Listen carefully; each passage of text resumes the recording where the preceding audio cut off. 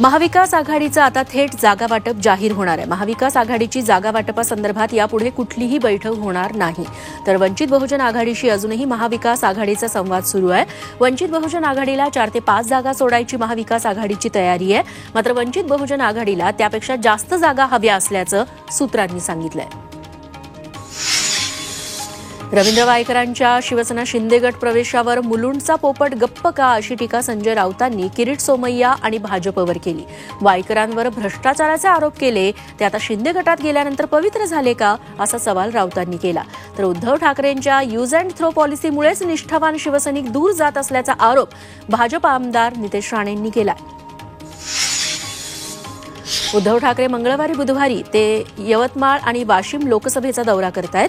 उद्या राळेगाव आणि पुसदमध्ये जनसंवाद मेळावा, तर बुधवारी कारंजा आणि वाशिमला जनसंवाद मेळावा होतोय।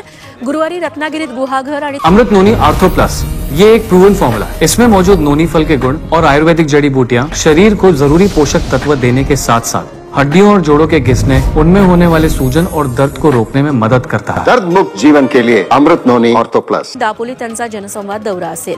शृंगारतळी आणि दापोलीत त्यांची जाहीर सभा होणार आहे। भास्कर जाधव नाराजीनंतर ते कोकणात येत आहेत।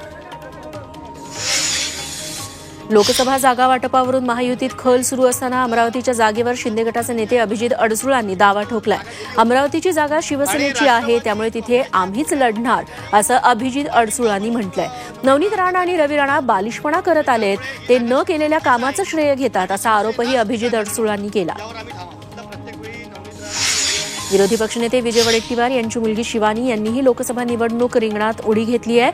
आपण चंद्रपूर मतदारसंघातून निवडणूक लढायला इच्छुक असल्याचं सांगत त्यांनी काँग्रेसकडे तिकिटाची मागणीही केली आहे। युवती काँग्रेसच्या माध्यमातून पक्षासाठी काम केलंय, त्यामुळे घराणेशाहीचा आरोप चुकीचा असल्याचं त्या म्हणाल्या।